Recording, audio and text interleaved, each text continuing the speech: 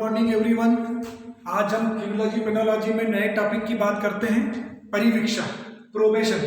Last video में हम capital punishment, white collar crime, punishment of theory, child crime ये सब देख चुके थे। आज हमारा नया टॉपिक है प्रोबेशन, परिवीक्षा। परिवीक्षा की जो सिनॉप्सिस है वो यहाँ आप देखिए। नंबर 1 हिस्ट्री, इतिहास। नंबर 2 इंट्रोडक्शन, परिचय। नंबर 3 मीनिंग, आशय। नंबर 4 डेफिनेशन, परिभाषाएं। नंबर 5 टर्म्स ऑफ प्रोबेशन, परिवीक्षा की शर्तें। नंबर 6 एडवांटेजेस ऑफ प्रोबेशन, परिवीक्षा की लाभ या उपयोगिता। नंबर 7 डिसएडवांटेज ऑफ प्रोबेशन, परिवीक्षा की हानियां। 8 suggestion to make probation effective, परिवीक्षा व्यवस्था को प्रभावी बनाने हेतु सुझाव। और नंबर 9 कंक्लूजन, निष्कर्ष। जैसे कि सिनॉप्सिस से हमें ये लग रहा है कि ये क्वेश्चन बहुत बड़ा होगा, इसलिए हम इसको 2 पार्ट में समझेंगे। फर्स्ट पार्ट में हम सिर्फ टर्म्स ऑफ प्रोबेशन तक आज क्लियर करेंगे। नेक्स्ट लेक्चर में जब मैं आऊंगा इसके बाद अपन बाकी चीज क्लियर करेंगे। ओके, नंबर 1 देखते हैं इसकी हिस्ट्री, इतिहास। परिवीक्षा व्यवस्था को सर्वप्रथम संवैधानिक मान्यता दंड प्रक्रिया संहिता के रूप में प्राप्त हुई थी, सीआरपीसी से। सीआरपीसी में फर्स्ट बार 156 अपराध क्राइम को परिवीक्षा के अंतर्गत रखा गया था और उसमें यह बताया गया था कि ऐसे 9 अपराधी जो 2 वर्ष से कम अवधि का कारावास का सजा का अपराध करते हैं उनको परिवीक्षा का लाभ दिया जाएगा। जिनकी की कारावास की अवधि 2 वर्ष से कम है वो प्रोबेशन के लिए उपयोगी होंगे। ये हिस्ट्री में बताया गया था सीआरपीसी 156 अपराधों। नंबर 2 आता है इंट्रोडक्शन, परिचय। तो वर्तमान सुधारवादी दंड व्यवस्था में उपचारात्मक पद्धति के रूप में परिवीक्षा को सभी देशों ने आज स्वीकार किया है, क्योंकि यह साबित हो चुका है कि अपराधी जन्म से नहीं होता। कुछ परिस्थितियां, कुछ सर्कमस्टांसेस ऐसी हो जाती है कि वो उसे अपराधी बना देती है, वो उसको अपराध करने के लिए मजबूर कर देती है। इसलिए आज सभी देशों ने उपचारात्मक पद्धति के रूप में परिवीक्षा को स्वीकार किया है। यह अपन इंट्रोडक्शन में दे सकते हैं, परिचय में दे सकते हैं। नंबर 3 मीनिंग, आशय। तो आशय में हमें देखना है परिवीक्षा अर्थात प्रोबेशन शब्द की उत्पत्ति लैटिन भाषा के प्रोबेर, PROBER, प्रोबेर शब्द से हुई है। इसका शाब्दिक अर्थ होता है परीक्षा लेना। इसके अंतर्गत अपराधी को दंड देने के बजाय समाज में परिवीक्षा अधिकारी की निगरानी में छोड़ दिया जाता है, जिसके अंतर्गत कि वह एक सदाचारी का जीवन व्यतीत कर सके। परिवीक्षा अवधि में अपराधी की सजा को कम या समाप्त भी किया जा सकता है। इसे यदि ये इस अवधि में पुनः अपराध कर लेता है तो इसे फिर से जेल भेज दिया जाएगा। और परिवीक्षा अवधि में अपराधी को किसी भी प्रकार का दंड नहीं दिया जाता है, और यदि दिया भी गया है तो उससे कार्यान्वित नहीं किया जाता है। ये एक सबसे विशेषता है परिवीक्षा की, प्रोबेशन की। नंबर 4 हम देखेंगे डेफिनेशन, परिभाषा। तो 2 परिभाषा हमारे सामने आती है। फर्स्ट है टेफ्ट महोदय के अनुसार।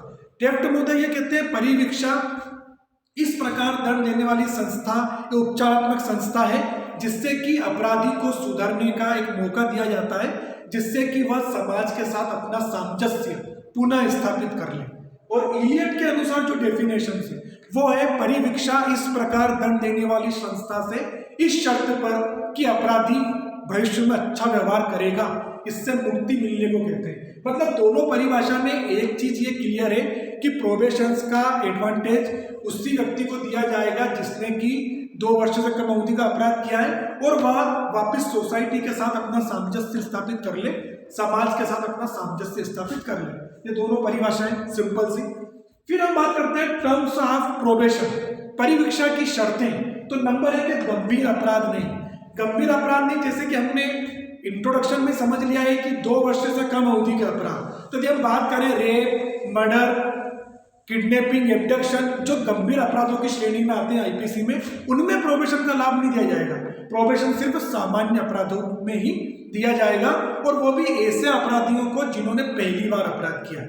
नंबर 2 आदतन अपराधी, वही चीज इससे कनेक्ट हो गई कि जो व्यक्ति बार बार अपराध कर रहा है, अपराध हैबिट हो गई उसकी, आदत हो गई उसकी, वो नहीं समझ पा रहा है, तो उसको परिवीक्षा का लाभ बिल्कुल भी नहीं दिया जाएगा, आदतन अपराधी को। नंबर 3 आयु। आयु के बारे में प्रोबेशन में बताया गया है 21 वर्ष, 21 एज। 21 या 21 से कम आयु का कोई व्यक्ति पहली बार अपराध परिस्थितिवश कर देता है और वो 2 वर्ष से कम अवधि का है तो उससे फिर न्यायालय द्वारा परिवीक्षा का लाभ दे दिया जाता है। नंबर 4 सजा अवधि। सजा अवधि में ये देखेंगे कि उसकी आयु कुछ भी हो, लेकिन यदि उसने पहली बार ही अपराध किया है और 2 वर्ष से कम अवधि का अपराध है तो वह परिवीक्षा का लाभ पा सकता है। 2 वर्ष से कम अवधि का अपराध 2 वर्ष कैसे देखा जाएगा, तो जो आईपीसी में हमें जितने भी क्राइम्स दिए गए, क्राइम के साथ उसका पनिशमेंट भी दिया गया है, तो वहां से हम पता करेंगे कि कौन कौन से अपराध 2 वर्ष से कम अवधि के हैं जिसमें उनको परिवीक्षा का लाभ दिया जाए। बंध पत्र। बंध पत्र होता है एक सिक्योरिटी डिपॉजिट। जब बंध पत्र में यह शर्तों का उल्लेख रहता है कि जिस व्यक्ति को कोर्ट द्वारा प्रोबेशन का एडवांटेज दिया जा रहा है, लाभ दिया जा रहा है, उनसे एक बंध पत्र भराया जाता है। बंध पत्र में कुछ निर्धारित शर्तें दे रखते हैं, उन शर्तों का पालन करना उसे आवश्यक है। नंबर 6 निश्चित अवधि। परिवीक्षा पर छोड़े जाने के लिए एक व्यक्ति को निश्चित अवधि दे रखते हैं और ये निश्चित अवधि प्रत्येक केस की परिस्थितियों पर निर्भर करती है, जो कि न्यायालय द्वारा डिसाइड की जाती है किसको कितनी अवधि के लिए प्रोबेशन पर छोड़ा जाए। परिवीक्षा अधिकारी की आज्ञा। परिवीक्षा अधिकारी की आज्ञा के बिना वह व्यक्ति न तो यात्रा कर सकता है और न विवाह कर सकता है, ट्रेवलिंग और मैरिज दोनों नहीं कर सकता। उसे तय अवधि में, उस निश्चित अवधि में अपने घर पर ही रहना पड़ता है, इतना उस पर बाउंडेशन रहता है परिवीक्षा में, अवधि में। फिर आता है व्यक्तिगत जमानत। व्यक्तिगत जमानत होता है मतलब पर्सनल बेल। तो व्यक्तिगत जमानत के रूप में या तो उसे किसी भी तरह का नगद राशि जमा करके भी वो जमानत ले सकता है, या फिर कोई पावती लग करके भी या बंध पत्र करके मुचलके से वो अपनी जमानत को प्राप्त कर सकता है, व्यक्तिगत जमानत। फिर आता है चिकित्सकीय परीक्षण। परिवीक्षा अवधि के अंतर्गत एक जो व्यक्ति जिसको परिवीक्षा पर जिसको छोड़ा जाता है उसका उसी तरह परिवीक्षा अधिकारी द्वारा उसकी देखभाल की जाती है, उस पर निगरानी की जाती है जैसे एक बीमार व्यक्ति की डॉक्टर के द्वारा की जाती है। इसलिए एक चिकित्सकीय परीक्षण है, ये एक मेडिकल के अंतर्गत आता है। मेडिकल की बीमार व्यक्ति को डॉक्टर पूरा बताता है ना कि आपको ये बीमारी है और इसका इलाज यही है, ऐसे ही परिवीक्षा अधिकारी उसको पूरा समझा के उसको परीक्षा में छोड़ा जाता है कि तुम्हें ये नहीं करना है और ये करना है, और इस अवधि में तुमको अपने नियत समय में घर पर ही रहना है। तो वो एक तरह का चिकित्सकीय परीक्षण। और लास्ट आता है व्यवहार पर नियंत्रण, कंट्रोलिंग। मतलब परिवीक्षा अधिकारी उसके व्यवहार पर पूरे समय तय अवधि में नियंत्रण रखता है ताकि वो कल से वापस बुरी संगत में न आए। तो ये हमारा आज का टॉपिक था। फर्स्ट पार्ट में हम सिर्फ इतना ही इसको समझेंगे। सेकंड पार्ट में जब मैं आपके सामने आऊंगा तो हमारे 6 से लेकर 9 पॉइंट तक जो शेष आज बच रहे हैं वो हम उसको पूरा करेंगे। परिवीक्षा, प्रोबेशन, सुधारात्मक, उपचारात्मक दंड व्यवस्था का एक महत्वपूर्ण टॉपिक और एक एग्जाम व्यू के हिसाब से इंपॉर्टेंट टॉपिक, जो कि आपको अपने शब्दों में अब नोट्स तैयार करना है, और कुछ भी इसमें भी प्रॉब्लम आती है तो आप मुझसे फिर बात कर सकते हैं। Thank you.